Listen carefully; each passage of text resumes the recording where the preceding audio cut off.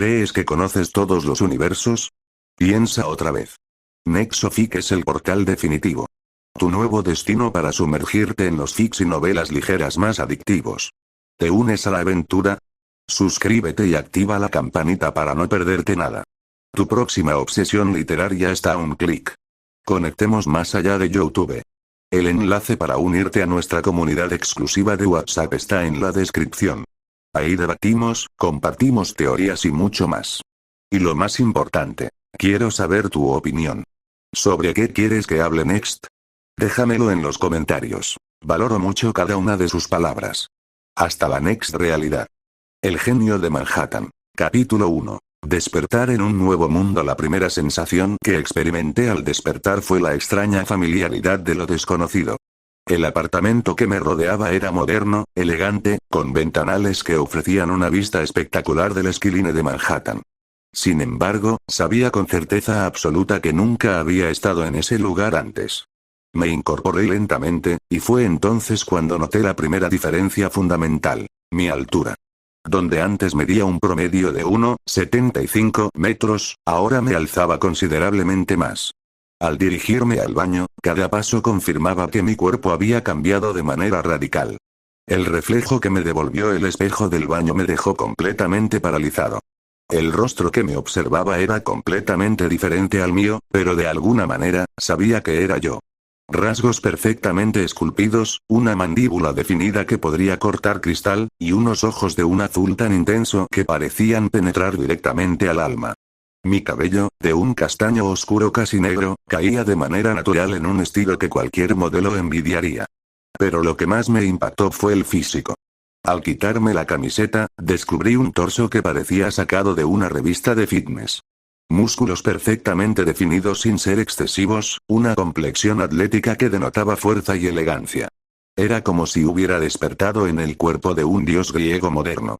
Durante los primeros días, mientras exploraba esta nueva realidad, comencé a notar algo extraordinario. Mi capacidad de aprendizaje había aumentado de manera exponencial. Textos complejos que antes me tomaban horas comprender, ahora los asimilaba en minutos.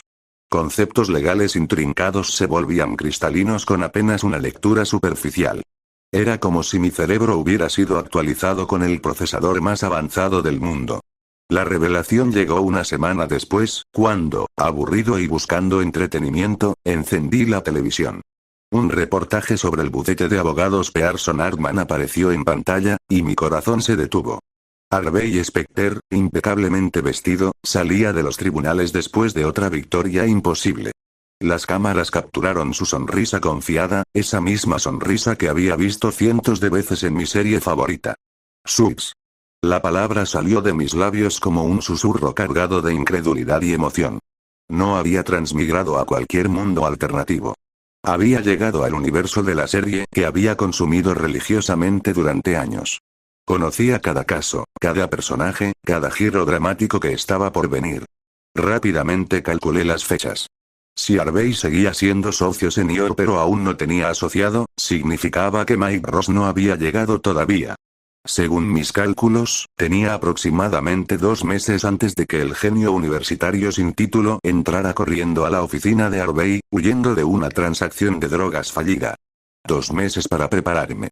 2 meses para convertirme en algo que este mundo nunca había visto antes. La decisión se cristalizó en mi mente con la claridad de una sentencia judicial. Si había despertado en este cuerpo, con estas habilidades sobrenaturales, en este mundo específico, no podía ser una coincidencia. Este cuerpo había nacido para el derecho. Cada fibra de mi ser resonaba con los conceptos legales de una manera que desafiaba toda lógica. Me dirigí a la biblioteca legal más cercana y, durante las siguientes semanas, devoré cada texto jurídico que pude encontrar. Derecho corporativo, litigios civiles, derecho penal, contratos internacionales, todo se absorbía en mi mente como agua en una esponja. No solo memorizaba la información, la comprendía a un nivel que me permitía ver conexiones y estrategias que escapaban incluso a abogados veteranos. Pero leer no era suficiente. Necesitaba experiencia práctica, y la necesitaba rápido. Con los recursos financieros que misteriosamente poseía en esta nueva vida, alquilé una oficina modesta en el distrito financiero. Un espacio pequeño pero elegante, con vista a los rascacielos donde se alzaban los gigantes legales de la ciudad. En la puerta, una placa simple pero poderosa. Alexander Kane, consultoría legal. Durante las primeras semanas, tomé casos pequeños. Disputas contractuales menores, consultoría para pequeñas empresas, algunos casos de derecho laboral. Pero incluso en estos asuntos aparentemente simples, mi desempeño era extraordinario. Clientes que llegaban desesperados salían con soluciones que no solo resolvían sus problemas inmediatos, sino que los posicionaban estratégicamente para el futuro. La palabra comenzó a extenderse. Susurros en los círculos legales sobre un nuevo abogado que parecía tener una comprensión sobrenatural del sistema judicial. Alguien que podía encontrar ángulos legales que otros ni siquiera sabían que existían. Pero yo tenía un objetivo mucho más ambicioso que simplemente construir una práctica exitosa. Quería enfrentar a los mejores. Quería medir mi nueva capacidad contra los legendarios Harvey Specter y Jessica Pearson. Y cuando Mike Ross finalmente apareciera, quería estar preparado para demostrar que había un nuevo genio en Manhattan. Un genio que conocía exactamente lo que estaba por venir. Mientras observaba el atardecer desde mi oficina, sintiendo el peso de las posibilidades infinitas que se extendían ante mí, sonreí. Harvey Specter se consideraba el mejor abogado cerrado de Nueva York. Pronto descubriría que estaba equivocado. Capítulo 2. El arte de la guerra legal. 3 semanas después de establecer mi práctica, el primer caso verdaderamente significativo llegó a mi puerta. Margaret Collins, una empresaria de mediana edad con ojos cansados pero determinados, se sentó frente a mi escritorio con una carpeta que contenía lo que ella describió como la destrucción sistemática de mi empresa. La situación era compleja. Su compañía de consultoría tecnológica estaba siendo demandada por Ardwell Industries, una corporación que alegaba violación de propiedad intelectual. El caso parecía sólido en su contra. Documentos que sugerían uso no autorizado de algoritmos patentados, testimonios de ex-empleados que ahora trabajaban para Ardwell, y un equipo legal liderado por nada menos que Louise Litt de Pearson Hartman. Señora Collins, le dije después de revisar meticulosamente cada documento, este caso no es sobre propiedad intelectual. Es sobre eliminación de competencia. Sus ojos se iluminaron con una mezcla de esperanza y escepticismo. Durante las siguientes 2 horas, le expliqué mi análisis. Ardwell no buscaba compensación por supuesta violación de patentes. Buscaban destruir una empresa emergente que amenazaba su monopolio en el sector de consultoría tecnológica para instituciones financieras.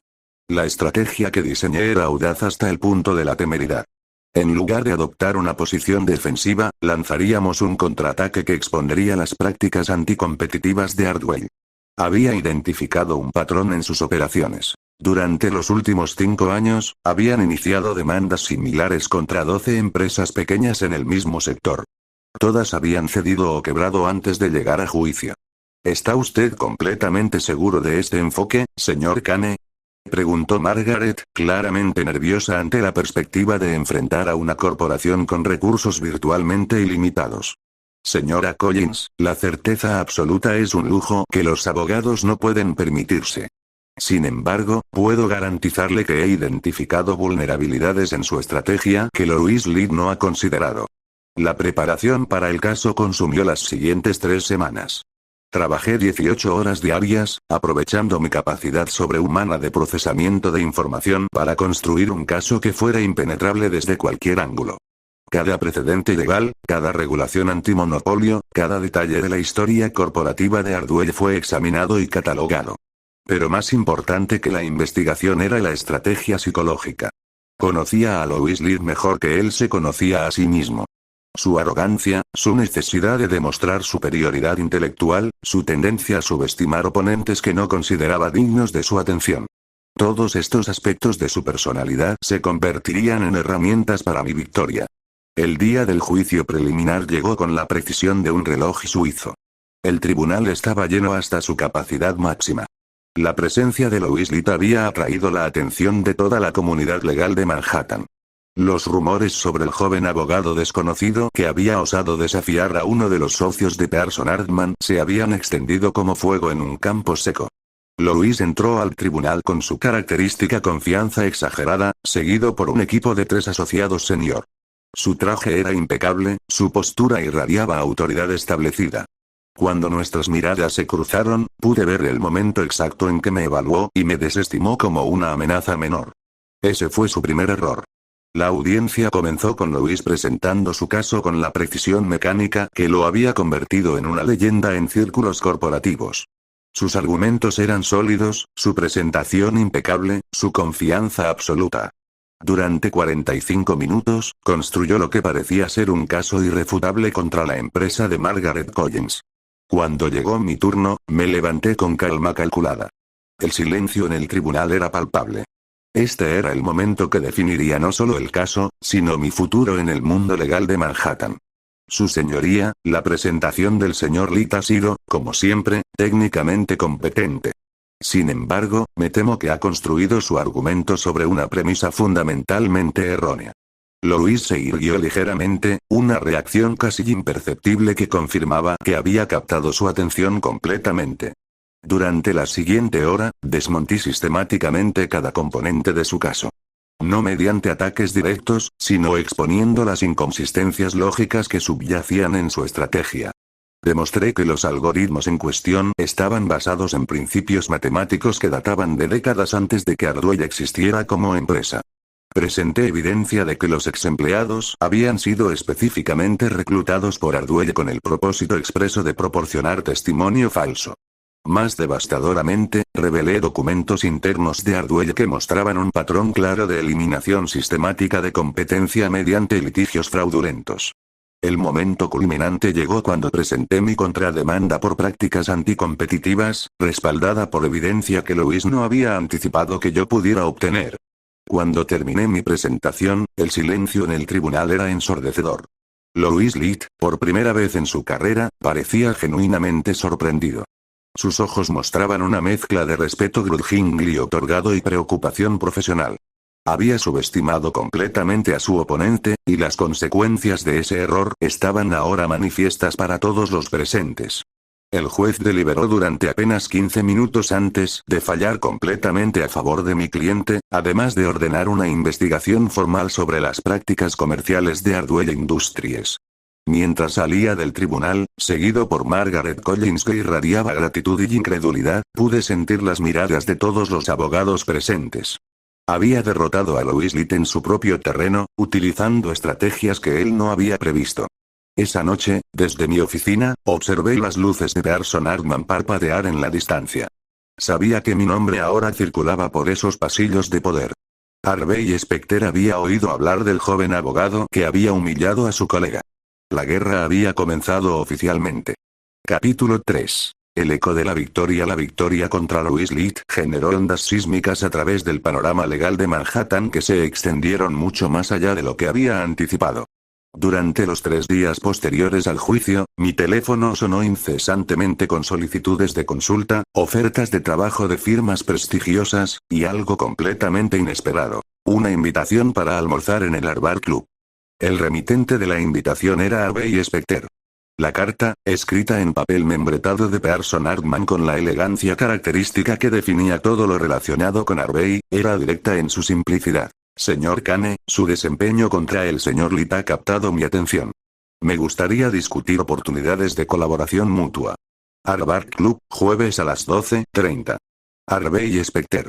Mientras examinaba la invitación, una sonrisa se extendió por mi rostro. Harvey había mordido el anzuelo exactamente como había previsto. Su ego no podía tolerar que alguien hubiera superado a un miembro de su firma sin que él evaluara personalmente las capacidades de este nuevo jugador. Más importante aún, Harvey siempre estaba buscando talento que pudiera fortalecer su posición dentro de Pearson Hartman.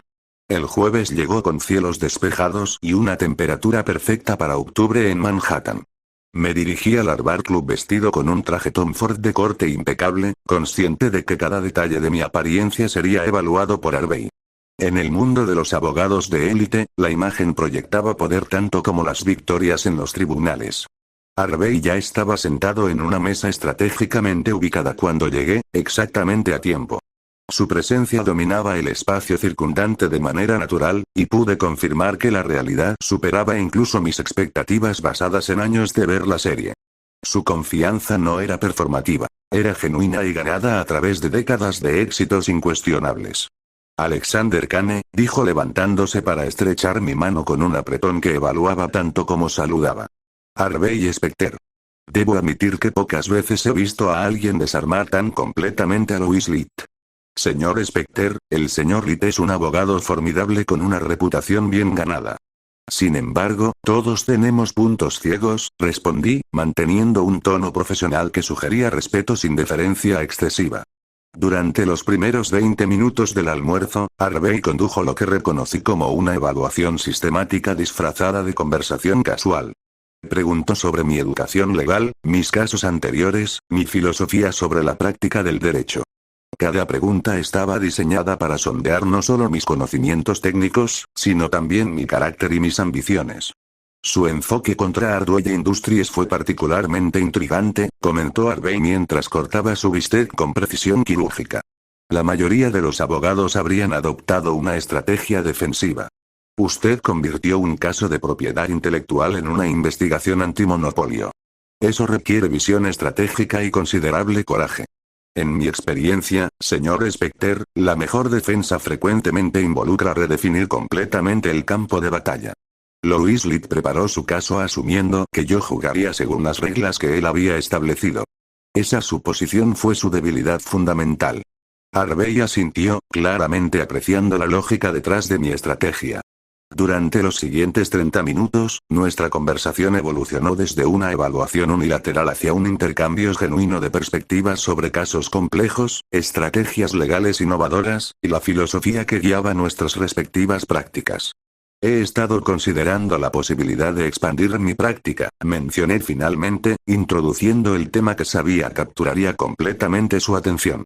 Los casos individuales son gratificantes, pero las oportunidades reales yacen en el derecho corporativo de alto nivel. Pearson Hartman siempre está interesada en talento excepcional, respondió Harvey, aunque pude detectar la evaluación cuidadosa en su tono. Tenemos recursos, clientes prestigiosos, y la plataforma más sólida en Manhattan para abogados ambiciosos. Sin duda, señor Specter. Sin embargo, debo confesarle que mi visión a largo plazo involucra establecer mi propia firma. No busco ser empleado por el talento de otros, sino construir algo completamente nuevo. La expresión de Harvey cambió sutilmente, mostrando una mezcla de sorpresa e interés genuino. Pocos abogados de mi aparente edad y experiencia tendrían la audacia de rechazar implícitamente una oferta de Pearson Hartman para perseguir ambiciones independientes. Esa es una aspiración admirable, dijo finalmente. También extraordinariamente desafiante. Construir una práctica que pueda competir con firmas establecidas requiere más que habilidad legal. Requiere clientes dispuestos a apostar por lo desconocido. Estoy consciente de los desafíos, señor Specter. Sin embargo, creo que existe espacio en Manhattan para un enfoque diferente hacia el derecho corporativo. Los clientes buscan resultados, no tradición. Harvey sonrió, una expresión que sugería respeto genuino por mi posición. Durante el resto del almuerzo, nuestra conversación adoptó un tono más colaborativo. Harvey compartió perspectivas sobre la industria legal que solo alguien en su posición podía ofrecer, mientras yo presenté ideas sobre innovación en servicios legales que claramente intrigaron a alguien siempre buscando ventajas competitivas. Al finalizar el encuentro, Harvey me entregó su tarjeta personal. Alexander, mantendremos contacto. En esta industria, los verdaderos talentos son escasos. Anticipó que nuestros caminos se cruzarán nuevamente, posiblemente en circunstancias que ninguno de nosotros puede prever actualmente. Esa tarde, regresé a mi oficina con la confirmación de que mi estrategia estaba funcionando perfectamente. Harvey Specter me había evaluado como un igual potencial, no como una amenaza menor que pudiera ser fácilmente neutralizada. Más importante aún, había establecido las bases para futuras interacciones que me permitirían mantener mi independencia mientras navegaba el complejo ecosistema político de la élite legal de Manhattan. Mientras revisaba los nuevos casos que habían llegado durante mi ausencia, no pude evitar sonreír al considerar las implicaciones de mi encuentro con Harvey. En 6 semanas, Mike Ross entraría corriendo a su oficina, desesperado por escapar de una transacción de drogas fallida. Cuando eso sucediera, yo ya habría establecido mi reputación como un jugador formidable en el juego más competitivo de la ciudad. La partida de ajedrez había comenzado oficialmente, y yo había movido mis primeras piezas con precisión estratégica.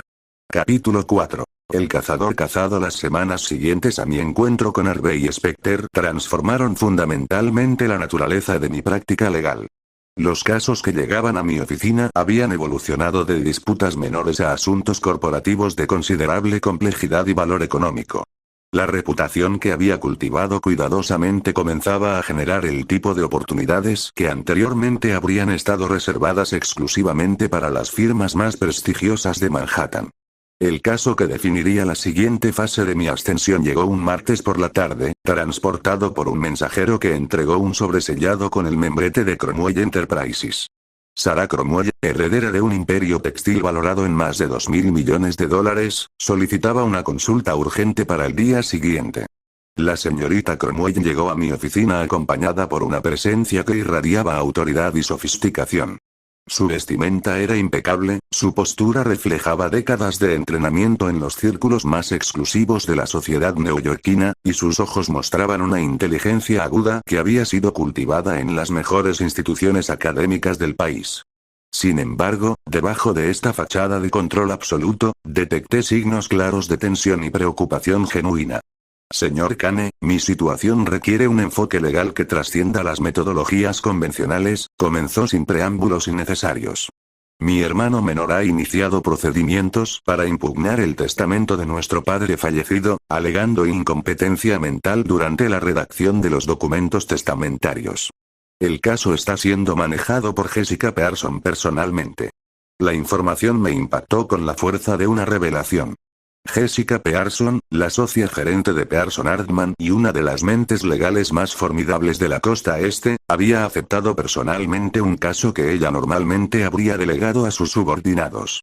Esto indicaba que el hermano de Sarah había logrado presentar evidencia lo suficientemente convincente como para justificar la atención directa de la abogada más poderosa de Manhattan. Durante las siguientes 2 horas, Sarah me proporcionó una explicación detallada de la situación familiar. Su padre, Robert Cromwell, había modificado su testamento 6 meses antes de su muerte, reasignando el control mayoritario de la empresa a Sarah mientras relegaba a su hijo menor, Marcus, a una participación minoritaria significativamente reducida. Marcus alegaba que su padre había sufrido deterioro cognitivo debido a un tratamiento médico experimental, invalidando así cualquier decisión testamentaria tomada durante ese periodo. La complejidad del caso se intensificaba por la naturaleza de la evidencia que Marcus había conseguido reunir. Testimonios de empleados domésticos que sugerían comportamiento errático, registros médicos que documentaban efectos secundarios neurológicos del tratamiento experimental, y declaraciones de colegas empresariales que habían notado cambios en la personalidad y capacidad de juicio de Robert Cromwell durante sus últimos meses de vida. Señorita Cromwell, he revisado cuidadosamente toda la documentación que me ha proporcionado. Debo informarle que Jessica Pearson ha construido un caso preliminar extraordinariamente sólido. Sus argumentos están respaldados por evidencia médica legítima y testimonios corroborativos convincentes. La expresión de Sarah se endureció, aunque mantuvo su compostura característica. ¿Está usted sugiriendo que mi posición es insostenible? Absolutamente no. Estoy sugiriendo que necesitamos desarrollar una estrategia que supere tanto la evidencia presentada como las capacidades excepcionales de la señora Pearson. Esto requerirá un enfoque que ella no anticipará. Durante los días siguientes, la inmersión total en cada aspecto del caso consumió completamente mi atención. Analicé cada documento médico, cada testimonio, cada precedente legal que pudiera influir en el resultado. Sin embargo, mi verdadera ventaja yacía en mi conocimiento íntimo de Jessica Pearson como estratega legal. Jessica operaba con una metodología que combinaba preparación exhaustiva con una comprensión profunda de la psicología judicial. Sus casos se construían como sinfonías complejas donde cada elemento reforzaba un tema central unificador. En este caso específico, su tema era claro. Un patriarca empresarial cuyas facultades mentales habían sido comprometidas por tratamientos médicos desesperados, tomando decisiones testamentarias que contradecían décadas de planificación patrimonial cuidadosa. La debilidad en su estrategia, sin embargo, residía en una suposición fundamental que subyacía en toda su construcción del caso. Jessica había asumido que las modificaciones testamentarias de Robert Cromwell habían sido impulsivas e irracionales, dictadas por cognición deteriorada en lugar de consideración estratégica deliberada. Mi investigación reveló una narrativa completamente diferente. Robert Cromwell había observado durante años las capacidades empresariales limitadas de Marcus comparadas con la brillantez estratégica demostrada consistentemente por Sarah. Las modificaciones testamentarias no habían sido decisiones impulsivas de una mente comprometida, sino la culminación lógica de una evaluación empresarial sistemática que había durado más de una década.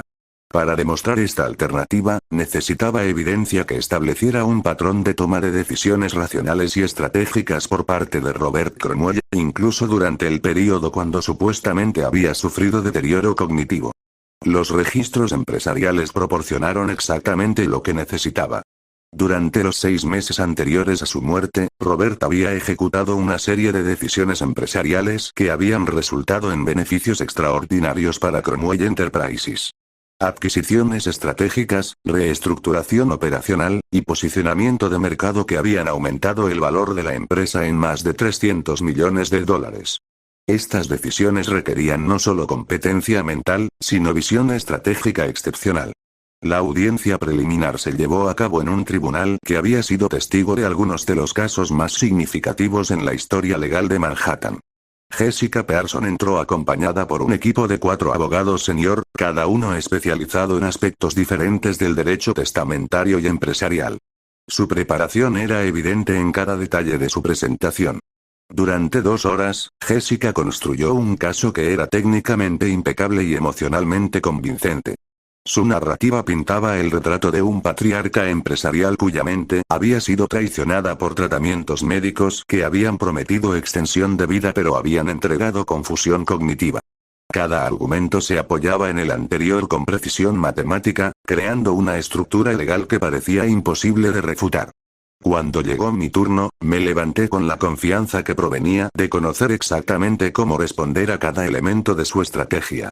El silencio en el tribunal era absoluto mientras comenzaba mi presentación. Su señoría, la presentación de la señora Pearson ha sido característicamente brillante en su construcción técnica. Sin embargo, respetuosamente sostengo que ha construido una narrativa convincente sobre una premisa fundamentalmente incorrecta. Durante la siguiente hora y media, desmonté sistemáticamente la interpretación de Jessica de los eventos que habían llevado a las modificaciones testamentarias. Demostré que Robert Cromwell había exhibido competencia empresarial excepcional durante precisamente el periodo cuando supuestamente había sufrido deterioro cognitivo. Presenté análisis detallados de sus decisiones empresariales que revelaban no solo racionalidad, sino brillantez estratégica que había excedido incluso sus propios estándares históricos. Cada documento que presenté había sido seleccionado para demostrar un patrón consistente. Robert Cromwell había mantenido su agudeza mental y su capacidad de juicio empresarial hasta el final de su vida. Las supuestas evidencias de deterioro cognitivo eran síntomas temporales de ajuste a medicamentos que habían sido interpretados incorrectamente por observadores sin conocimiento médico especializado. El momento decisivo llegó cuando presenté el testimonio de expertos médicos que habían revisado los registros de tratamiento de Robert Cromwell. Sus conclusiones contradecían directamente las interpretaciones médicas que Jessica había utilizado para respaldar sus argumentos sobre deterioro cognitivo. Según estos expertos, los efectos secundarios documentados eran completamente consistentes con tratamientos experimentales exitosos y no indicaban compromiso de las facultades mentales superiores necesarias para la toma de decisiones empresariales complejas. Finalmente, presenté evidencia que Jessica no había anticipado. Grabaciones de audio de Robert Cromwell durante reuniones de la junta directiva celebradas durante sus últimos meses de vida. Su voz era clara, sus argumentos eran lógicos, y su comprensión de las complejidades empresariales era evidente en cada intercambio. Era imposible escuchar estas grabaciones y mantener la posición de que había sufrido deterioro cognitivo significativo. Cuando terminé mi presentación, el silencio en el tribunal era absoluto. Jessica Pearson, por primera vez en su carrera, había sido completamente superada por un oponente que había anticipado y neutralizado cada elemento de su estrategia. La expresión en su rostro mostraba una mezcla de sorpresa profesional y respeto grudgingly otorgado. El juez deliberó durante 30 minutos antes de fallar completamente a favor de Sarah Cromwell, estableciendo además precedentes legales que fortalecerían la protección de testamentos modificados por individuos bajo tratamiento médico. La victoria era total y absoluta. Mientras salía del tribunal, Jessica Pearson se acercó a mí con una expresión que combinaba respeto profesional con curiosidad genuina. Señor Kane, su desempeño hoy ha sido excepcional. Pocas veces he encontrado un adversario capaz de anticipar tan completamente mi estrategia. Señora Pearson, el respeto es mutuo. Su reputación está completamente justificada. Jessica asintió, estudiándome con la intensidad que reservaba para evaluar oponentes verdaderamente formidables. Espero que nuestros caminos se crucen nuevamente en circunstancias que nos permitan una colaboración más productiva. Esa noche, desde mi oficina, observé los rascacielos de Manhattan mientras consideraba las implicaciones de haber derrotado sucesivamente a Louis Litt y Jessica Pearson. Mi nombre ahora circulaba en los círculos más exclusivos de la élite legal de la ciudad. Harvey Specter sin duda había tomado nota de mi segunda victoria imposible contra su propia firma. Más importante aún, había demostrado que Pearson Hartman, la firma más prestigiosa de Manhattan, no era invencible. Había vulnerabilidades en su armadura que podían ser explotadas por alguien con el conocimiento adecuado y la estrategia correcta. Mientras revisaba los nuevos casos que habían llegado durante mi ausencia en el tribunal, mi teléfono sonó. La voz en el otro extremo de la línea era familiar y cargada de implicaciones. Alexander, soy Harvey. Creo que es hora de que tengamos otra conversación. La guerra por la supremacía legal en Manhattan había escalado a un nivel completamente nuevo. Capítulo 5. El juego de los maestros. La llamada de Harvey llegó exactamente a las 8 de la noche, cuando las luces de Manhattan comenzaban a transformar la ciudad en una constelación urbana. Su voz transmitía una mezcla calculada de respeto profesional y advertencia sutil que confirmaba mis expectativas sobre su reacción ante mi segunda victoria contra Pearson Hartman. Alexander, creo que es hora de que tengamos otra conversación. Esta vez, sin embargo, sugiero que sea en mi oficina. Mañana a las 7 de la tarde. La invitación no era realmente una solicitud, sino una declaración de intenciones.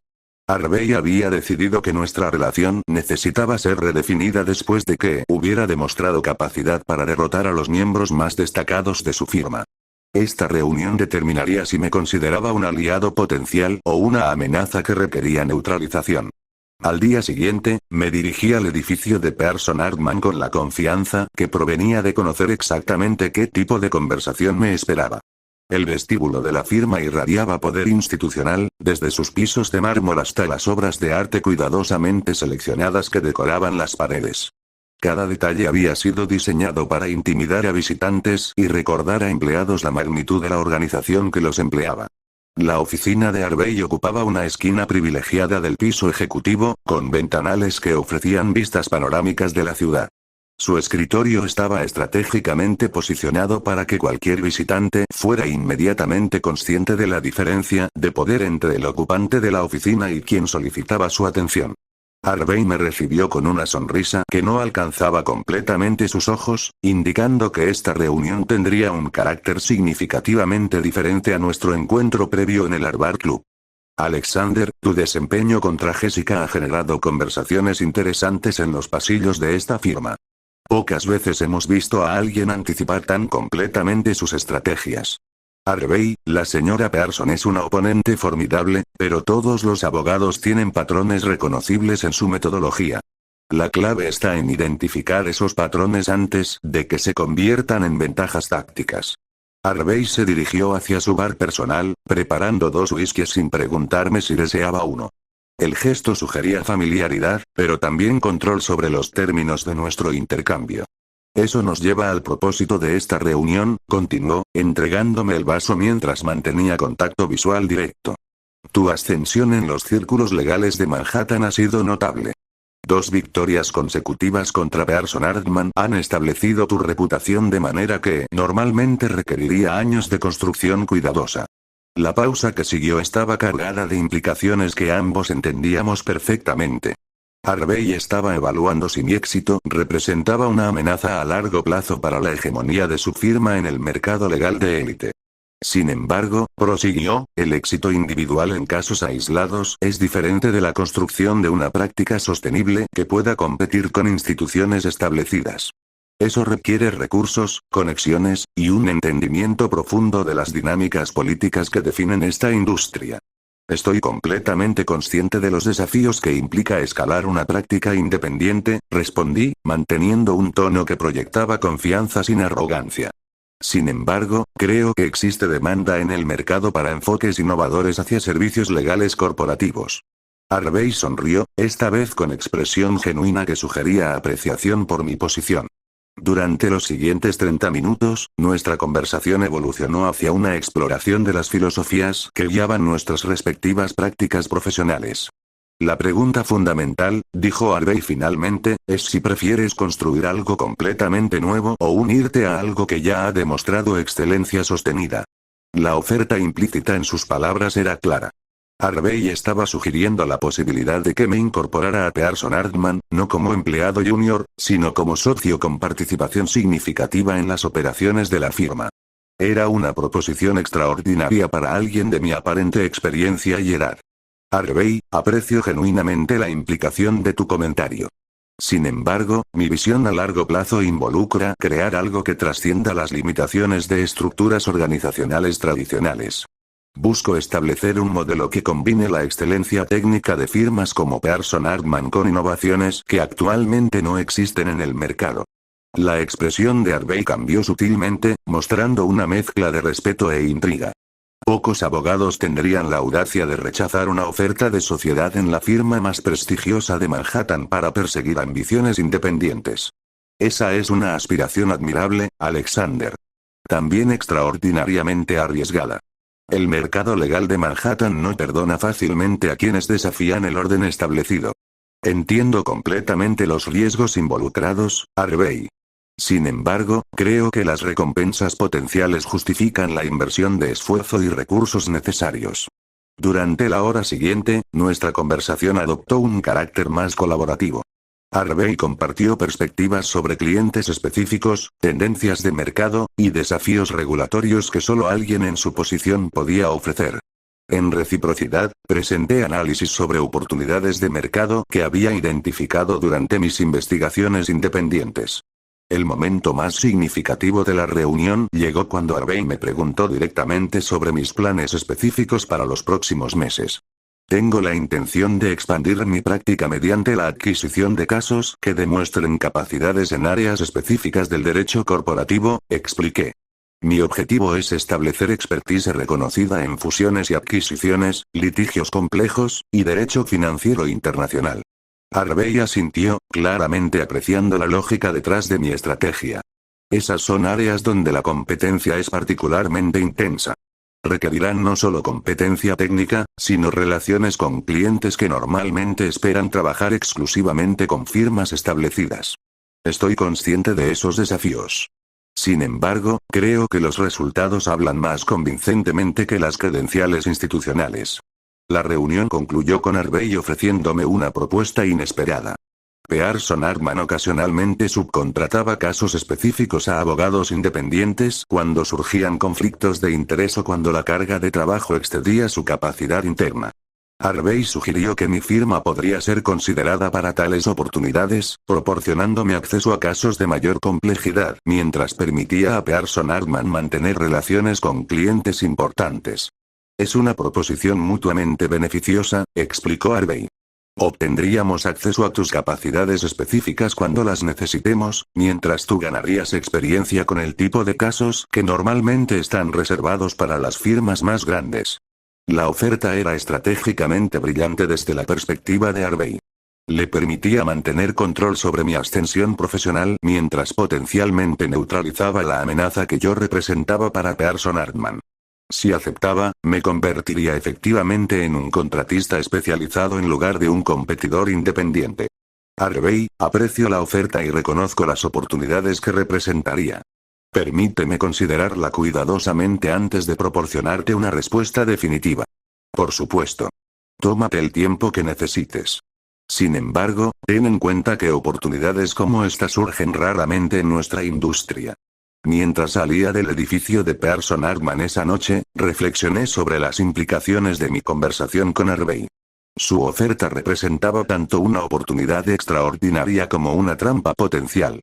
Aceptarla me proporcionaría acceso inmediato a casos de alto perfil, pero también me posicionaría como subordinado de Pearson Hartman en lugar de competidor independiente.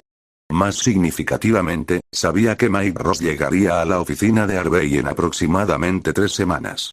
Cuando eso sucediera, la dinámica de poder en Pearson Hartman cambiaría fundamentalmente. Harvey tendría un asociado con capacidades excepcionales que complementarían perfectamente sus propias habilidades. Mi decisión sobre la oferta de Harvey determinaría mi posición estratégica cuando llegara ese momento crucial.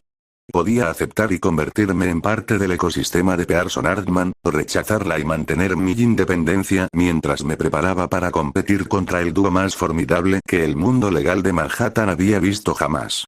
La elección definiría no solo mi futuro profesional, sino el equilibrio de poder en la élite legal de Nueva York. Capítulo 6. La decisión del genio. 3 días después de mi reunión con Harvey, la respuesta llegó de la manera más inesperada posible. A través de un caso que redefinió completamente mi comprensión de las dinámicas de poder en Manhattan. Victoria Sterling, CEO de Sterling Dynamics, una empresa de tecnología financiera valorada en más de $5.000 millones, apareció en mi oficina sin cita previa a las 6 de la mañana. Su presencia irradiaba el tipo de autoridad que solo se desarrolla después de décadas navegando los círculos más exclusivos del poder corporativo estadounidense. Señor Kane, tengo exactamente 30 minutos antes de mi siguiente reunión, así que seré directa, comenzó sin preámbulos. Mi empresa está siendo investigada por la SEC por supuestas irregularidades en nuestros reportes financieros. La investigación está siendo dirigida por un fiscal federal que tiene ambiciones políticas y ve mi empresa como un trofeo que impulsará su carrera. La complejidad del caso se hizo evidente inmediatamente. Las investigaciones de la SEC que involucraban empresas de tecnología financiera operaban en la intersección entre derecho corporativo, regulaciones financieras, y política federal. El tipo de caso que normalmente requería equipos de 20 abogados especializados y recursos virtualmente ilimitados. Señora Sterling, casos de esta magnitud tradicionalmente requieren firmas con departamentos especializados en derecho regulatorio federal. ¿Por qué ha decidido consultar con una práctica independiente? Su sonrisa fue fría y calculada. Porque las firmas tradicionales operan con metodologías predecibles que fiscales federales ambiciosos han aprendido a anticipar. Necesito a alguien que piense de manera fundamentalmente diferente. Durante las siguientes 2 horas, Victoria me proporcionó acceso completo a los documentos internos de Sterling Dynamics, incluyendo correspondencias entre ejecutivos, registros financieros detallados, y comunicaciones con auditores externos. La evidencia que había generado la investigación de la SEC era circunstancial, pero construía una narrativa convincente sobre manipulación sistemática de métricas financieras. Sin embargo, mi análisis reveló algo que los investigadores federales habían pasado por alto completamente.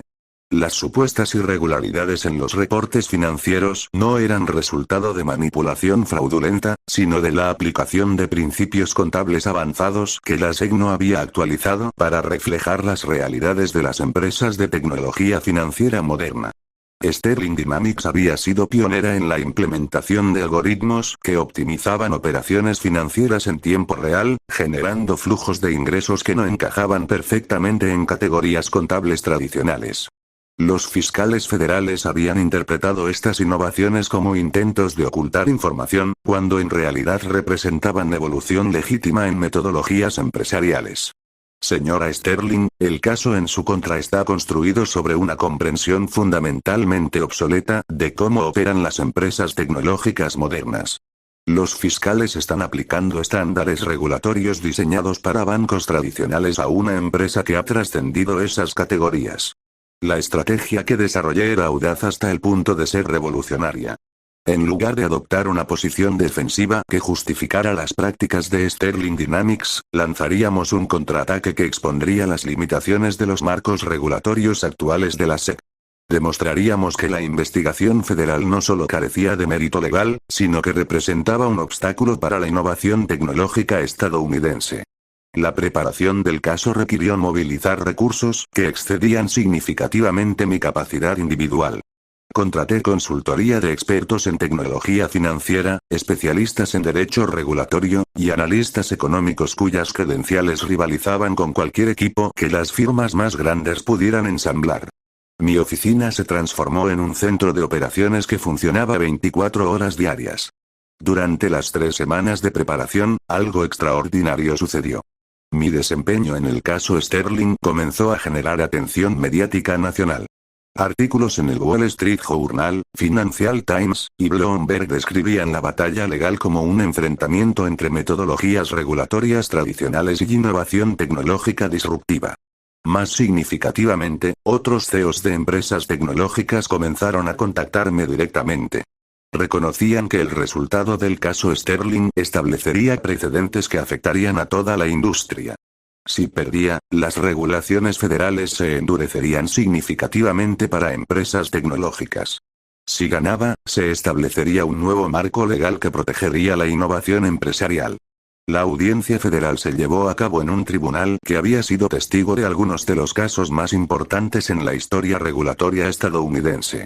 Los fiscales federales llegaron con un equipo de 12 abogados, cada uno especializado en aspectos específicos del derecho financiero. Su confianza era evidente en cada detalle de su presentación. Durante 4 horas, construyeron un caso que pintaba a Sterling Dynamics como una empresa que había utilizado complejidad tecnológica para ocultar prácticas financieras cuestionables. Su narrativa era técnicamente competente y diseñada para resonar con jueces que tenían experiencia limitada en tecnología financiera moderna. Cuando llegó mi turno, me levanté consciente de que este momento definiría no solo el futuro de Sterling Dynamics, sino mi posición en el panorama legal de Manhattan. Su señoría, la presentación de los fiscales federales ha demostrado competencia técnica admirable. Sin embargo, respectfully sostengo que han construido su caso sobre una comprensión fundamentalmente incorrecta de cómo la innovación tecnológica está transformando las operaciones financieras modernas. Durante las siguientes 3 horas, desmonté sistemáticamente cada componente de su argumento. Demostré que Sterling Dynamics había operado dentro de todos los parámetros legales existentes, mientras simultáneamente había desarrollado innovaciones que trascendían las categorías regulatorias tradicionales. Presenté testimonio de expertos que explicaron cómo los algoritmos de la empresa habían generado eficiencias que beneficiaban tanto a clientes como a mercados financieros en general. El momento más devastador llegó cuando presenté análisis comparativo que mostraba cómo otras empresas tecnológicas líderes utilizaban metodologías similares sin generar investigaciones federales. La inconsistencia en la aplicación de estándares regulatorios sugería que Sterling Dynamics había sido seleccionada específicamente debido a su perfil alto y el potencial político que representaba para fiscales ambiciosos. Cuando terminé mi presentación, el silencio en el Tribunal Federal era absoluto. Había transformado un caso de supuesta manipulación financiera en una exposición de las limitaciones de marcos regulatorios obsoletos. El juez federal deliberó durante 2 días antes de fallar completamente a favor de Sterling Dynamics, estableciendo precedentes que protegerían a empresas tecnológicas de investigaciones federales basadas en comprensión inadecuada de innovaciones legítimas. La victoria generó cobertura mediática nacional que transformó mi perfil profesional de manera fundamental. Ya no era simplemente un abogado prometedor que había logrado algunas victorias impresionantes. Me había convertido en el abogado que había derrotado al gobierno federal en un caso que definía el futuro de la regulación tecnológica. Esa noche, mientras observaba los titulares que describía mi victoria, mi teléfono sonó con una llamada que había estado esperando. Alexander, creo que ambos sabemos que mi oferta anterior ya no refleja las realidades actuales, dijo Harvey, con un tono que combinaba respeto genuino y reconocimiento estratégico. Harvey, aprecio que reconozcas cómo han evolucionado las circunstancias. La pregunta ahora es si estás interesado en una conversación completamente diferente. Una sobre colaboración entre iguales en lugar de subordinación institucional. La propuesta que Harvey presentó durante la siguiente hora era extraordinaria. En lugar de unirme a Pearson Hartman, sugería establecer una alianza estratégica entre mi firma y la suya. Colaboraríamos en casos específicos cuando nuestras expertises se complementaran, mientras mantendríamos completa independencia operacional. Sería una asociación sin precedentes en la historia legal de Manhattan, explicó Harvey. Dos firmas de élite trabajando conjuntamente cuando las circunstancias lo justifiquen, pero compitiendo libremente en todos los demás contextos. La oferta representaba reconocimiento completo de mi posición como igual en el panorama legal de Manhattan. Harvey ya no me veía como talento emergente que podría ser incorporado a su organización, sino como una fuerza independiente que merecía respeto institucional. Harvey, la propuesta tiene mérito considerable. Sin embargo, necesito tiempo para evaluar completamente las implicaciones. Por supuesto. Pero ten en cuenta que oportunidades para redefinir fundamentalmente la estructura de la industria legal surgen una vez en una generación. Mientras terminaba la llamada, reflexioné sobre las implicaciones extraordinarias de los eventos recientes. En menos de 2 meses, había establecido una reputación que rivalizaba con abogados que habían construido sus carreras durante décadas. Más importante aún, había demostrado que era posible desafiar exitosamente tanto a las firmas más prestigiosas como al gobierno federal. Pero sabía que Mike Ross llegaría a la oficina de Harvey en menos de una semana. Cuando eso sucediera, la dinámica de poder en Manhattan cambiaría nuevamente. Harvey tendría acceso a un genio cuyas capacidades complementarían perfectamente las suyas propias. Mi decisión sobre su propuesta de alianza determinaría si enfrentaría al futuro dúo Harvey-Mike como aliado o como competidor. La partida de ajedrez estaba aproximándose a su fase más crítica. Capítulo 7. El momento decisivo. Los eventos que cambiarían para siempre el equilibrio de poder en Manhattan comenzaron exactamente como había previsto, con una persecución policial que terminaría en los elevadores de Pearson Hartman. Era un jueves por la tarde cuando recibí la llamada que había estado esperando durante semanas. Mi contacto en el Departamento de Policía de Nueva York me informó sobre una redada fallida en el Lower East Side que había resultado en la huida de varios sospechosos, incluyendo un joven que había logrado escapar con una maleta llena de marihuana. Mike Ross estaba corriendo hacia su destino.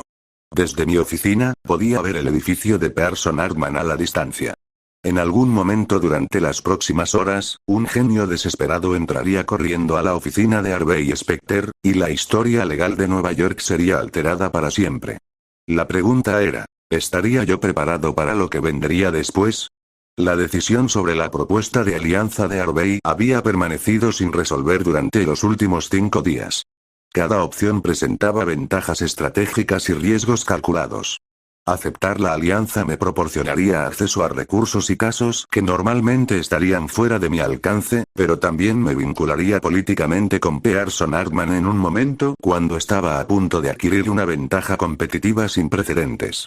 Mi teléfono interrumpió estas reflexiones con una llamada de Trevor Evans, un viejo conocido de Mike Ross, que ocasionalmente me proporcionaba información sobre situaciones que podrían generar oportunidades legales interesantes. Alexander, necesito consejo legal urgente, dijo Trevor con voz tensa. Un amigo mío puede estar en problemas serios con una transacción que salió mal. ¿Qué tipo de problemas, Trevor? Del tipo que involucra persecuciones policiales y maletas llenas de sustancias controladas. La confirmación llegó más rápido de lo que había anticipado. Mike Ross había huido de la redada y probablemente estaba buscando refugio en el único lugar donde Trevor podría haber sugerido que fuera. Una entrevista de trabajo falsa en Pearson Hartman. Trevor, dile a tu amigo que se mantenga alejado de cualquier actividad ilegal adicional. Si necesita representación legal real, puede contactarme directamente. Durante las siguientes 2 horas, monitoreé discretamente las comunicaciones internas de Pearson Hartman a través de contactos que había desarrollado durante mis casos anteriores. Los rumores comenzaron a circular alrededor de las 6 de la tarde. Harvey Specter había contratado a un nuevo asociado sin credenciales de Harvard, alguien que había demostrado capacidades excepcionales durante una entrevista improvisada. Mike Ross había logrado convencer a Harvey de que merecía una oportunidad, exactamente como había sucedido en la serie original. Sin embargo, mi presencia en este mundo había alterado sutilmente las circunstancias. Harvey ahora tenía conocimiento de que existían abogados brillantes operando fuera del sistema tradicional, lo que hacía más plausible que aceptara a alguien sin credenciales convencionales.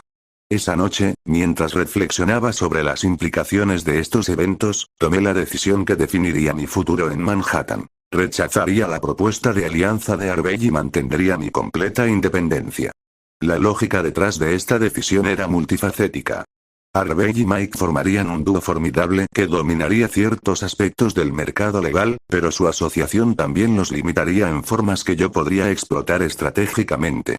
Como aliado, estaría obligado a complementar sus fortalezas. Como competidor independiente, podría desarrollar capabilities únicas que ninguna otra firma podría replicar. Al día siguiente, llamé a Harvey para comunicar mi decisión. Harvey, he considerado cuidadosamente tu propuesta de alianza estratégica. Aunque reconozco las oportunidades que representaría, he decidido mantener mi independencia operacional completa. Hubo una pausa prolongada antes de que Harvey respondiera, sugiriendo que había anticipado esta posibilidad pero esperaba un resultado diferente. Alexander, respeto tu decisión, aunque creo que subestimas las ventajas de la colaboración institucional. Sin embargo, supongo que esto significa que competiremos directamente en el mercado. Harvey, la competencia eleva el desempeño de todos los participantes. Anticipó que nuestras interacciones futuras serán mutuamente beneficiosas, independientemente de si colaboramos o competimos. Entonces que así sea. Que gane el mejor abogado. Durante las semanas siguientes, observé desde la distancia cómo Harvey integraba a Mike Ross en las operaciones de Pearson Hartman. Los rumores sobre el nuevo asociado se extendieron rápidamente a través de los círculos legales de Manhattan. Un genio joven con capacidades excepcionales pero sin credenciales tradicionales, trabajando directamente bajo la supervisión de Harvey Specter. Más intrigante era cómo la presencia de Mike estaba afectando la dinámica interna de Pearson Hartman. Louis Litt había desarrollado sospechas sobre las credenciales de Mike, creando tensión política que Harvey tenía que navegar cuidadosamente. Jessica Pearson monitoreaba la situación con la vigilancia característica que aplicaba a todos los desarrollos potencialmente problemáticos. Mientras tanto, mi propia práctica continuaba expandiéndose exponencialmente.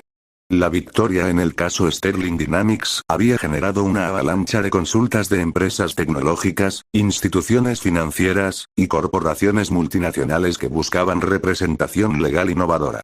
Mi reputación se había extendido más allá de Manhattan hacia Los Ángeles, San Francisco, e incluso mercados internacionales. El momento que había estado anticipando llegó 6 semanas después de la llegada de Mike Ross. Rachel Zane, paralegal senior de Pearson Hartman, apareció en mi oficina solicitando consultas sobre oportunidades de carrera alternativas. Señor Kane, he oído sobre su práctica y estoy interesada en explorar oportunidades fuera de Pearson Hartman. Mi objetivo es eventualmente asistir a la escuela de Derecho, pero me gustaría ganar experiencia en una firma que valore innovación sobre tradición. La conversación con Rachel reveló información fascinante sobre las dinámicas internas de Pearson Hartman desde la llegada de Mike. Harvey había asignado casos cada vez más complejos a su nuevo asociado, quien había demostrado capacidades que excedían las expectativas incluso de abogados senior. Sin embargo, la falta de credenciales formales de Mike creaba vulnerabilidades políticas que otros socios estaban comenzando a explotar. Rachel, mi firma está siempre interesada en talento excepcional, independientemente de credenciales formales. Si decides hacer un cambio, podríamos discutir oportunidades que te permitirían contribuir significativamente mientras persigues tus objetivos educacionales. La contratación de Rachel Zane representaría una declaración estratégica que resonaría a través de toda la comunidad legal de Manhattan. Estaría reclutando talento directamente de Pearson Hartman, demostrando que mi firma había alcanzado un estatus que rivalizaba con las instituciones más establecidas. Más importante aún, Rachel tenía acceso a información interna sobre casos, estrategias, y dinámicas políticas que me proporcionarían ventajas competitivas significativas en futuros enfrentamientos con Harvey y Mike. Esa noche, mientras consideraba las implicaciones de reclutar a Rachel, recibí una llamada inesperada que alteraría completamente mi comprensión de la situación. Alexander, necesitamos hablar inmediatamente. En persona. La voz era de Harvey, pero su tono sugería urgencia que trascendía competencia profesional normal. ¿Qué ha sucedido, Harvey? No por teléfono. Mi oficina, en 30 minutos. La llamada terminó abruptamente, dejándome con la certeza de que algo fundamental había cambiado en el ecosistema legal de Manhattan. Mientras me dirigía hacia Pearson Hartman, no podía evitar preguntarme si Mike Ross había cometido algún error que había expuesto su falta de credenciales, o si habían descubierto algo sobre mi propio pasado que requería atención inmediata. La partida de ajedrez estaba a punto de entrar en su fase más peligrosa. Capítulo 8. Revelaciones peligrosas. El edificio de Pearson Hartman parecía diferente esa noche. Las luces que normalmente irradiaban poder y éxito ahora proyectaban sombras amenazantes contra las ventanas. Mi ascenso en el elevador hacia la oficina de Harvey estuvo acompañado por una tensión que sugería que esta reunión definiría fundamentalmente mi posición en el complejo ecosistema político de Manhattan. Harvey me recibió sin su característica sonrisa confiada. Su postura irradiaba preocupación genuina, una emoción que raramente mostraba a adversarios o aliados. Detrás de él, de pie junto a los ventanales que ofrecían vistas panorámicas de la ciudad, se encontraba Mike Ross. Era la primera vez que veía en persona al genio que había alterado irrevocablemente la dinámica de Pearson Hartman.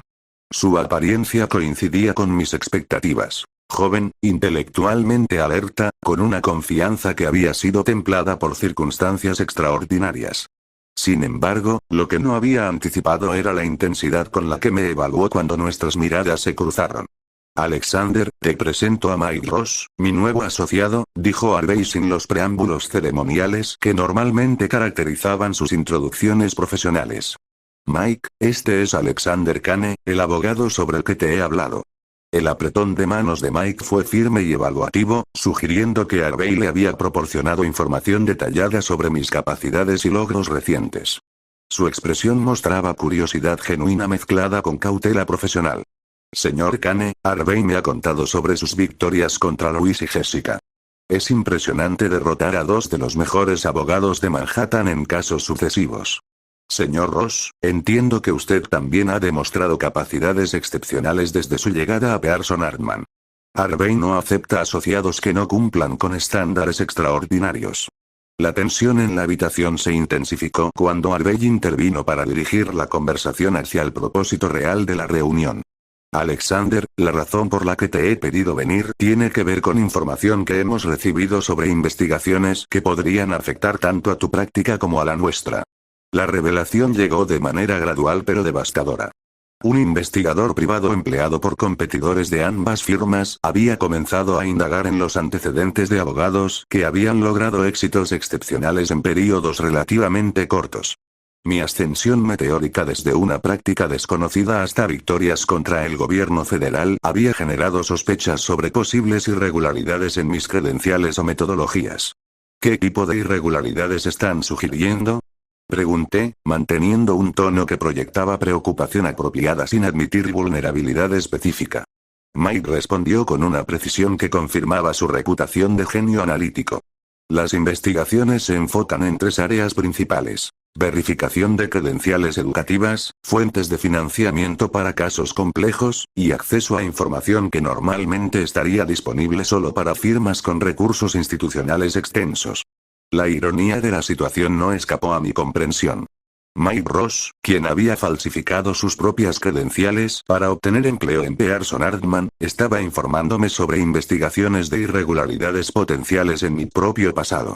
Sin embargo, sus preocupaciones eran legítimas desde su perspectiva. Cualquier escándalo que afectara a abogados prominentes en Manhattan podría generar escrutinio adicional que expondría su propia situación fraudulenta. Harvey, aprecio que me hayas informado sobre estas investigaciones. Sin embargo, no estoy preocupado por el escrutinio de mis credenciales o prácticas profesionales. Todo está completamente documentado y verificable. La expresión de Harvey sugirió alivio mezclado con curiosidad continua. Esperábamos esa respuesta, Alexander. Sin embargo, creemos que estas investigaciones están siendo financiadas por Hartman, quien está buscando oportunidades para desestabilizar tanto tu práctica como la posición de Jessica dentro de nuestra firma. Daniel Hartman, el socio fundador que había sido forzado a renunciar años atrás debido a un escándalo personal, había estado maquinando su regreso a la firma que llevaba su nombre. Su estrategia involucraba desacreditar a Jessica Pearson y sus aliados, creando vacío de poder que él podría explotar para reasumir control. ¿Qué proponen que hagamos respecto a esta situación? Pregunté, evaluando cómo esta nueva información alteraba mi posición estratégica. Mike se adelantó con una propuesta que reveló tanto su brillantez táctica como su comprensión de las complejidades políticas que habían definido su propia supervivencia en Pearson Hartman. Creemos que la mejor defensa contra las investigaciones de Hartman sería una colaboración temporal que demuestre cooperación entre firmas líderes en Manhattan. Si trabajamos juntos en un caso de alto perfil, estableceremos precedentes que harán más difícil que Hartman caracterice nuestras respectivas prácticas como irregulares o problemáticas. La propuesta era estratégicamente brillante. Una colaboración visible entre mi firma y Pearson Hartman serviría múltiples propósitos. Neutralizaría las investigaciones de Hartman, demostraría que mi práctica había alcanzado estatus institucional, y proporcionaría a Harvey y Mike acceso a mis metodologías únicas mientras me daban acceso a sus recursos. ¿Qué tipo de caso estarían considerando para esta colaboración? Pregunté, intrigado por las posibilidades que presentaba la propuesta. Harvey sonrió por primera vez durante la reunión, sugiriendo que habían anticipado mi interés en explorar la colaboración. Tenemos un cliente potencial que requiere expertise tanto en derecho corporativo tradicional como en innovaciones tecnológicas financieras. Exactamente el tipo de caso que combinaría nuestras fortalezas respectivas. Durante la siguiente hora, Harvey y Mike describieron un caso que involucraba una fusión entre dos gigantes tecnológicos valorada en más de $50.000 millones. La complejidad del acuerdo requería navegación simultánea de regulaciones antimonopolio, derecho internacional, innovaciones en estructuras corporativas que ninguna firma individual tenía experiencia completa para manejar. La colaboración sería completamente equitativa, explicó Mike. Recursos compartidos, responsabilidades divididas según expertise, y reconocimiento conjunto por cualquier éxito que logremos. La propuesta representaba exactamente el tipo de oportunidad que había estado buscando. Un caso que establecería definitivamente mi firma como competidora igual de Pearson Hartman mientras me proporcionaría acceso a recursos que acelerarían significativamente mi crecimiento. Más importante aún, trabajar estrechamente con Harvey y Mike me permitiría evaluar directamente sus capacidades, identificar sus fortalezas y debilidades, y desarrollar estrategias para competir efectivamente contra ellos en futuros enfrentamientos. Harvey, Mike, la propuesta tiene mérito considerable. Acepto la colaboración con la condición de que mantengamos independencia operacional completa fuera de este caso específico. Completamente acordado, respondió Harvey inmediatamente. Esta es una alianza táctica temporal, no una fusión estratégica. Mientras salía del edificio de Pearson Hartman esa noche, reflexioné sobre las implicaciones extraordinarias de los eventos recientes. En menos de 24 horas, había pasado de competidor independiente a colaborador temporal con el dúo más formidable en el panorama legal de Manhattan. La amenaza de Daniel Hartman había creado circunstancias que ninguno de nosotros había anticipado, forzando una alianza que alteraría fundamentalmente el equilibrio de poder en la industria legal de Nueva York. Sin embargo, sabía que esta colaboración era temporal. Eventualmente, Harvey, Mike y yo volveríamos a ser competidores directos. La pregunta era, ¿estaría yo mejor preparado para esa competencia después de haber trabajado junto a ellos, o habrían ellos ganado más de nuestra colaboración? La respuesta determinaría quién emergería como la fuerza dominante en el nuevo orden legal que estaban haciendo en Manhattan. Capítulo 9. La Alianza de los Genios. La primera reunión oficial de trabajo entre nuestras firmas se llevó a cabo en una sala de conferencias neutral del Plaza Hotel, lejos de las oficinas que pudieran sugerir ventaja territorial para cualquiera de las partes. La mesa estaba configurada para reflejar la naturaleza colaborativa del acuerdo. Harvey y Mike en un lado, yo en el otro, con documentos del caso distribuidos equitativamente entre todos. El caso Meridian Zenith representaba una fusión que redefiniría el panorama tecnológico global. Meridian Technologies, líder en inteligencia artificial empresarial, buscaba fusionarse con Zenith Systems, pionera en infraestructura de computación cuántica. El valor combinado de $52.000 millones era solo el comienzo de la complejidad que enfrentaríamos. La estructura de la transacción presenta desafíos en 4 áreas principales. Comencé, desplegando análisis que había preparado durante las últimas 72 horas. Regulaciones antimonopolio en 3 jurisdicciones diferentes, integración de tecnologías propietarias con implicaciones de seguridad nacional, reestructuración laboral que afecta a más de 100.000 empleados, y valoraciones de activos intangibles que carecen de precedentes establecidos. Mike asintió, impresionado por la profundidad del análisis. Durante los días previos, había demostrado capacidad para procesar información compleja con velocidad extraordinaria, pero mi preparación había excedido incluso sus expectativas elevadas. Alexander tiene razón sobre la complejidad regulatoria, agregó Harvey, presentando sus propios documentos. Sin embargo, creemos que el verdadero desafío yace en convencer a las autoridades antimonopolio de que esta fusión generará innovación en lugar de reducir competencia. Durante las siguientes 3 horas, desarrollamos una estrategia que combinaba nuestras expertises de manera que maximizaba las fortalezas individuales de cada participante. Harvey se encargaría de las negociaciones directas con ejecutivos corporativos y reguladores federales. Mike utilizaría su capacidad analítica para identificar precedentes legales que respaldarían nuestra posición. Yo desarrollaría argumentos técnicos sobre cómo las tecnologías combinadas crearían oportunidades que ninguna empresa podría alcanzar independientemente. La colaboración reveló aspectos fascinantes sobre las metodologías de trabajo de Harvey y Mike. Harvey operaba con confianza intuitiva que le permitía identificar instantáneamente los aspectos más persuasivos de cualquier argumento. Mike procesaba información con velocidad sobrehumana, encontrando conexiones entre casos aparentemente no relacionados que creaban precedentes favorables. Sin embargo, también identifiqué debilidades sutiles que podrían ser explotadas en futuras competencias. Harvey ocasionalmente permitía que su confianza eclipsara análisis detallados de riesgos potenciales. Mike, a pesar de su brillantez analítica, carecía de experiencia práctica en negociaciones de alto nivel que requieren comprensión psicológica además de competencia técnica. El primer obstáculo real llegó cuando las autoridades antimonopolio de la Unión Europea expresaron objeciones fundamentales a la fusión. Su posición era que la combinación de liderazgo en inteligencia artificial con supremacía en computación cuántica crearía un monopolio tecnológico que ahogaría innovación competidora durante décadas. Necesitamos un enfoque completamente diferente, dijo Mike después de revisar las objeciones europeas. Los argumentos económicos tradicionales no van a persuadir a reguladores que ven esta fusión como amenaza existencial a la competencia tecnológica. La solución que propuse requería repensar fundamentalmente cómo presentaríamos el caso a las autoridades regulatorias. En lugar de justificar la fusión como beneficiosa para las empresas involucradas, la presentaremos como esencial para la competitividad tecnológica occidental, expliqué. El verdadero competidor no son empresas europeas o estadounidenses, sino conglomerados tecnológicos chinos que están integrando capacidades similares bajo dirección gubernamental directa. Harvey se irguió, inmediatamente comprendiendo las implicaciones estratégicas de este enfoque. Estás sugiriendo que reformulemos esto como tema de seguridad nacional y competitividad geopolítica. Exactamente. Si podemos demostrar que China está desarrollando capacidades integradas en IA y computación cuántica, la fusión Meridian-Zenith se convierte en respuesta defensiva necesaria en lugar de monopolización agresiva.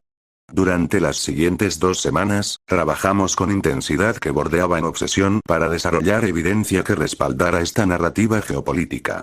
Contratamos expertos en inteligencia tecnológica, analistas de seguridad nacional, y consultores especializados en competencia tecnológica global. La investigación reveló exactamente lo que necesitábamos. Documentación extensa de programas gubernamentales chinos que estaban integrando investigación en inteligencia artificial con desarrollo de computación cuántica bajo una estrategia nacional unificada.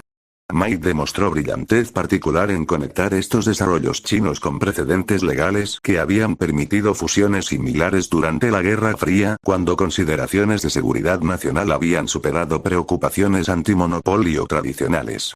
El caso United States v. AT&T de 1982 estableció que preocupaciones de seguridad nacional pueden justificar estructuras corporativas que normalmente violarían regulaciones antimonopolio, explicó Mike durante una de nuestras sesiones de preparación. Si podemos demostrar que la competencia tecnológica con China presenta amenazas similares, tenemos precedentes para argumentar que esta fusión sirve intereses nacionales superiores. La presentación final ante las autoridades regulatorias europeas se llevó a cabo en Bruselas, en un tribunal que había sido testigo de algunas de las decisiones más importantes sobre política de competencia en la historia de la Unión Europea. Harvey abrió con argumentos sobre beneficios económicos que la fusión generaría para consumidores europeos. Su presentación fue técnicamente sólida pero no logró el impacto emocional necesario para cambiar percepciones fundamentales de los reguladores. Mike siguió con análisis detallado de precedentes legales que respaldaban fusiones bajo circunstancias de competencia geopolítica intensa. Su dominio de casos históricos fue impresionante, pero los reguladores parecían escépticos sobre aplicabilidad de precedentes de décadas anteriores a realidades tecnológicas contemporáneas. Cuando llegó mi turno, presenté la evidencia que habíamos recopilado sobre programas tecnológicos chinos, junto con análisis sobre cómo la fragmentación corporativa occidental estaba creando ventajas sistemáticas para competidores autoritarios. Honorables miembros del tribunal, la pregunta no es si esta fusión reducirá competencia en mercados europeos, argumenté. La pregunta es si Europa puede permitirse fragmentación tecnológica que entrega supremacía global a regímenes que no comparten nuestros valores sobre innovación abierta y competencia justa. Durante 2 horas, demostré cómo la integración de capacidades en IA y computación cuántica bajo control gubernamental chino estaba creando ventajas que ninguna empresa occidental fragmentada podría competir contra efectivamente. La fusión Meridian Zenith no representaba monopolización, sino consolidación defensiva esencial para mantener liderazgo tecnológico democrático. El momento decisivo llegó cuando presenté proyecciones sobre cómo la supremacía tecnológica china afectaría la autonomía europea en áreas que iban desde defensa nacional hasta privacidad digital ciudadana. Los reguladores deliberaron durante 4 días antes de aprobar la fusión condicionalmente, estableciendo precedentes que alterarían fundamentalmente cómo las autoridades europeas evaluarían futuras consolidaciones tecnológicas. La victoria fue total y estableció nuestra colaboración como la más exitosa en la historia legal contemporánea de fusiones tecnológicas internacionales. Esa noche, mientras celebrábamos en un restaurante exclusivo de Bruselas, Harvey levantó su copa con una sonrisa que combinaba satisfacción profesional con reconocimiento genuino. Alexander, tu estrategia geopolítica transformó un caso imposible en una victoria que redefinirá cómo se regulan las fusiones tecnológicas globalmente. Mike asintió, claramente impresionado por la profundidad estratégica que había demostrado durante la colaboración. Nunca había visto a alguien reformular tan completamente el marco conceptual de un caso tan complejo. Sin embargo, sabía que esta victoria marcaba tanto el final de nuestra colaboración como el comienzo de una competencia que sería aún más intensa que antes. Habíamos demostrado que podíamos trabajar juntos para lograr resultados extraordinarios, pero también habíamos revelado mutuamente nuestras capacidades y metodologías. La próxima vez que nos enfrentáramos, sería con conocimiento completo de las fortalezas y debilidades del oponente. La guerra legal por la supremacía en Manhattan estaba a punto de entrar en su fase más sofisticada.